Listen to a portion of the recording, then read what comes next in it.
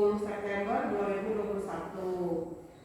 Di sini pembelajaran produk kreatif dan kewirausahaan kelas 12 apa aja? Teman-teman kalian masih di mana? 2 orang lagi ya? Di ujung masih kosong. Kita tunggu mereka saja ya dengan prosedur protokol COVID yang ada di depan. Nih, ibu mau menyapa kalian. Jangan tegang, ini udah 1 tahun, 2 tahun ya. Mau 2 tahun perasaan karena kalian itu kelas 11 semester 2 mau masuk kelas 10 ya. Semester 2 mau masuk kelas 11 waktu diumumkan untuk daring di rumah BDR. Gimana menurut kalian suka dukanya daring? Coba. Siapa ingin menjawab? Menurut saya banyak kendala Bu, karena seperti kan rumah saya jauh dari perkotaan, seperti akses internet itu sangat susah untuk membantu kita untuk belajar daring. Keinginan belajar sangat tinggi ya. Iya. Tapi ya itulah kendala. Gimana yang lain? Ya coba kemukakan pendapatnya yang lain. Kumaha cara BDR di rumah teh? Kalau menurut saya materi jadi kurang dipahami dan masuk. Jadi gimana ya?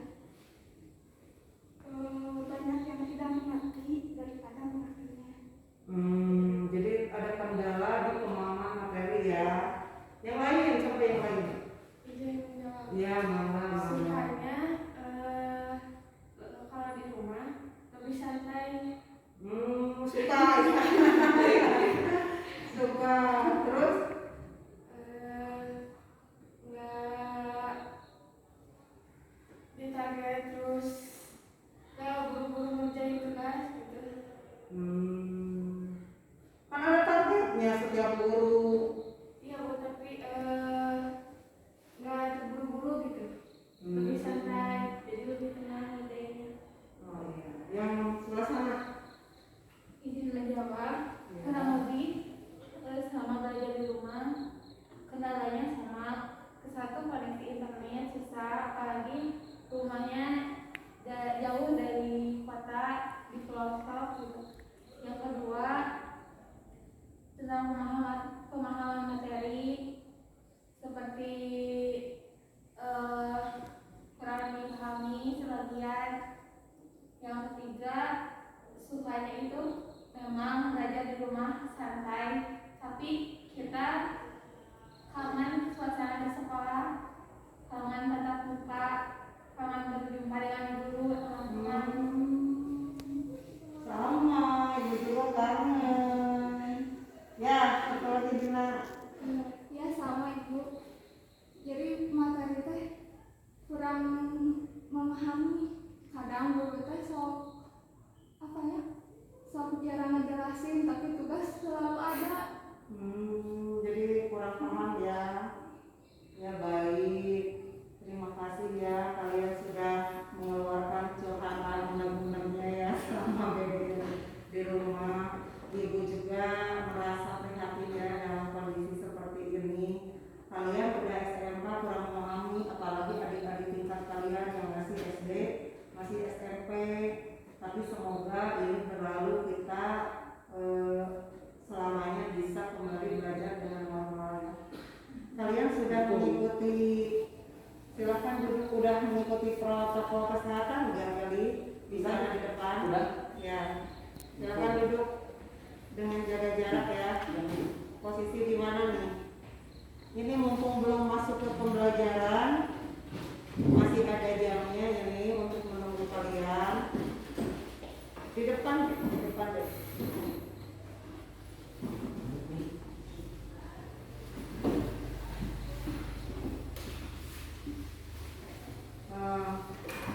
Karena yang ditunggu sudah ada ya, Ibu maklumi tadi, duduk yang rapi ya nak. Ibu tanya sekali lagi, udah masuk tadi dalam perjalanan ke sini udah memakai protokol kesehatan COVID enggak? Apa saja? yang dipakai? Pakai masker, kemudian terus Cek suhu. cek suhu. Ada yang melebihi daripada suhu normal? Tidak. Normal ya. Kemudian apalagi lanjut datang kemari? Jaga jarak. Semoga apa yang telah kalian lakukan dan ibu lakukan menjadi yang terbaik untuk kita mulai pembelajaran hari ini. Ya. Karena tadi juga ibu ancang-ancang untuk berbincang-bincang dulu, kita memasuki materi yang sebaik-baiknya kita belajar. Mungkin kelas ibu yang di sini seperti ini ya kondisinya, karena pembelajaran tatap muka ini minggu kemarin kan kelas 11 ya. Kelas ini berjumlah sekian orang dibagi dua ya, dibagi dengan kelas 11. Kelas 11 mungkin sudah terisi. Kita mulai aja. Assalamualaikum warahmatullahi wabarakatuh. Waalaikumsalam warahmatullahi wabarakatuh. Anak-anakku sekalian, tadi sudah ibu berbincang-bincang di awal. Menyapa itu adalah yang terbaik di pagi hari ya, dan kita mengucapkan salam harus dibiasakan ya, karena kita harus pandai bersyukur kepada Tuhan yang Maha Kuasa. Dengan diberinya tatap muka seperti ini aja sudah sangat baik. Sebelum pembelajaran kita mari berdoa. Dipimpin satu orang, dipersilakan. Sebelum belajar, alangkah baiknya kita berdoa sesuai kepercayaan masing-masing. Berdoa dalam hati mulai.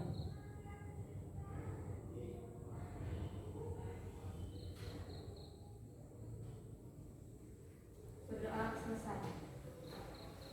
Terima kasih kalian sudah berdoa sesuai dengan keimanan kita kepada Allah Subhanahu wa taala.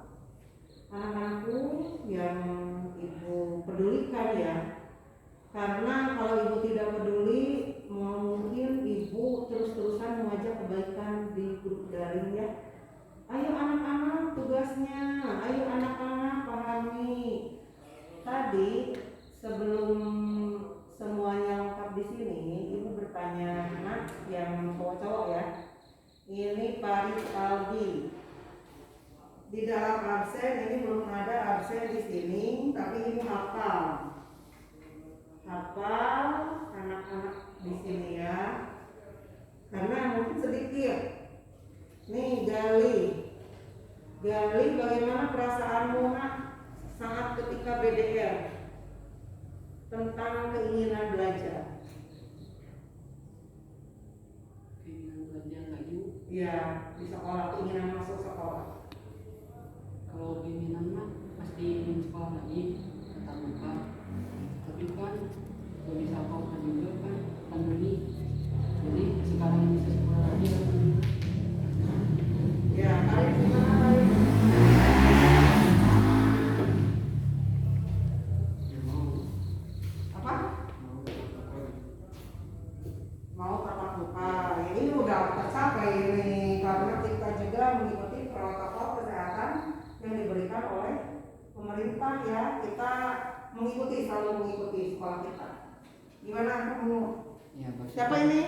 Ipan Nah, Ipan yang dipotong rambutnya saat kelas 11 ya. Sekarang tatap muka gimana? Udah lebih keren rambutnya? Bagus. Gimana kan keinginanmu saat tatap muka? besok aku bisa tatap muka. Alhamdulillah ya. Nah, di pelajaran hari ini pas pertama kalian 12 di 1 ya. Sip 1 berarti ini nanti ibu pindah lagi ke sip 2. Kloternya ini terbagi 2 nih. Jadi kita melakukan pembelajaran produk kreatif kewirausahaan.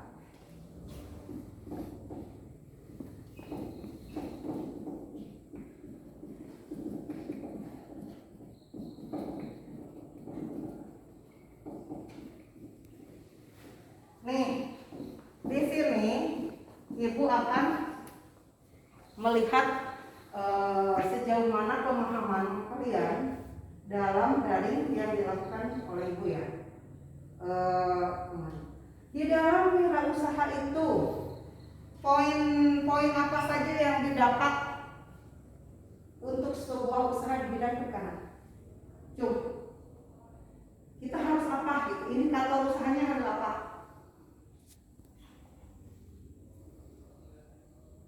Harus apa?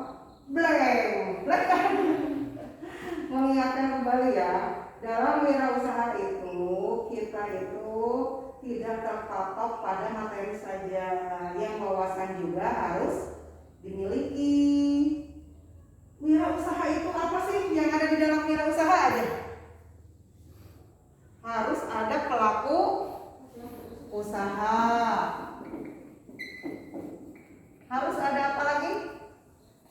Peluang. Harus ada komoditas yang diusahakan. Kalau di bidang perikanan ya, harus ada apa lagi? Pengorganisasian usaha atau manajemen di dalam usaha. Berarti ini pengelolaan usaha. Harus ada apa lagi faktornya? Ada faktor dalam, ada faktor luar.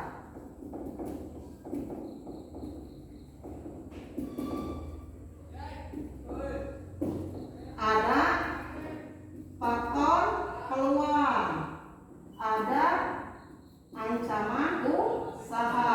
Ini masuk analisis SWOT. Apa itu SWOT? Strength yaitu kekuatan, weakness yaitu kelemahan, opportunity yaitu peluang, dan threat yaitu ancaman di dalam suatu usaha. Yang bisa menjelaskan apa itu pelaku usaha, maju. Santai, maju. Silakan menjelaskan kepada teman-temannya.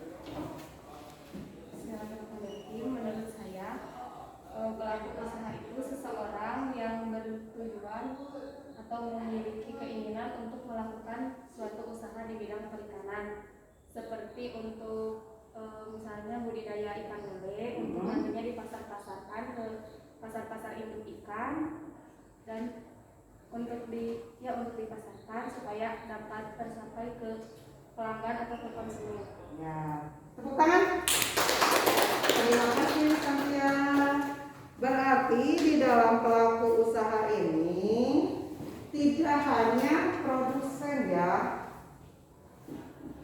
Tidak hanya produsen, berarti ada produsen, ada kan pelaku usaha. Konsumen itu adalah objek, berarti pelaku usaha adalah subjek. Mitra usaha, ahli pengumpul, kemudian pengumpul, itu disebut, bisa nggak disebut pelaku usaha? Pengepul ya, pengepul dan sebagainya. Tadi udah dicontohkan sama Santia di bidang usaha perikanan tentang budidaya ikan lele. Berarti begini ya, ada suatu pelaku usaha nih, contohnya ibu budidaya di bidang ikan lele pembenihan. Nah, ibu tuh mengusahakan pembenihan itu di kolam terpal. Ya, ukuran lama beneran bisa 5 kali 10 meter. Di situ kita akan mengadakan pembenihan. Untuk ukuran ikan lele 3 cm untuk ke pendederan gitu ya. Karena kalau pembenihan itu yang benih-benihnya saja. Nah, ibu disebut apa itu?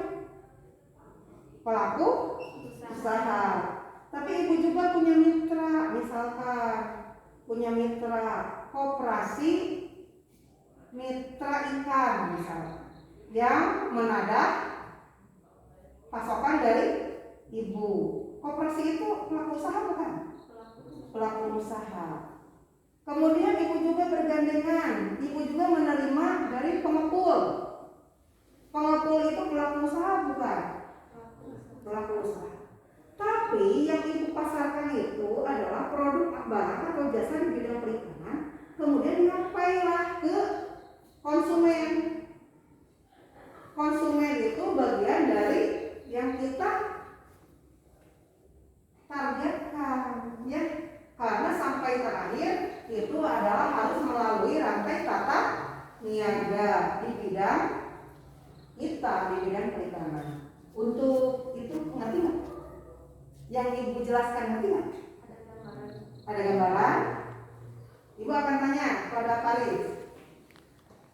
Kalau pelaku usaha itu di daerah Tanjung Sari, menurut kamu peluang apa yang dimiliki di bidang perikanan kalau untuk usaha?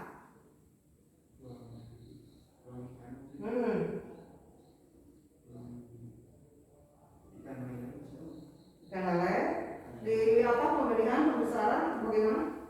Dari bisa pemilihan bisa ikan mas bisa Ikan mas, dari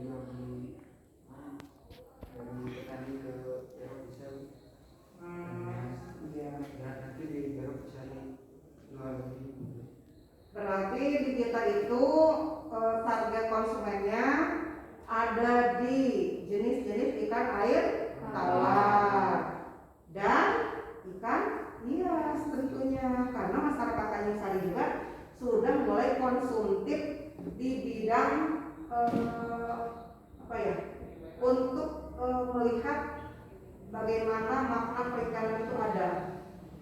Rata-rata di setiap rumah, mohon maaf ya, ini yang di daerah Tanjung Sari ada ibu melihat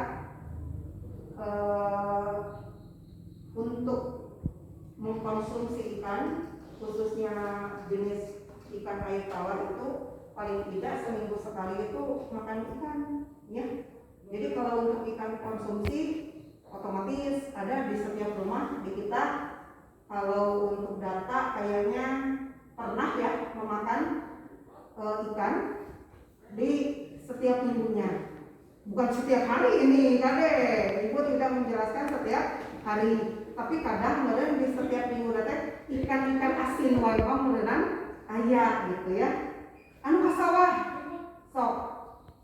Setiap hari selingannya ada ikan enggak? Ada. Anu ka sawah. Di kita kan pertanian ya kebanyakan. Jadi sok make timbel, kemudian aya goreng ketek wae mah aya gitu teh. Sepat-sepat wae mah. Di mana eta ikan? Ya ikan kene di laut, mana eta mah ikan asin laut. Tetapi ada juga yang konsumtifnya bagi ibu-ibu, ikan lele, ikan mas, ikan nila, ikan mujair. Dan ada juga yang konsumen sedang ke atas. Di rumahnya ada terdapat akuarium dan di sana ada apa? Masuk ke kelas ini? Ya. Aduh, Gusti, telat berapa menit nih? Itu 2 jam. 10 menit ada? 10 menit ya. Ya silakan. Hari pertama ini ada yang telat.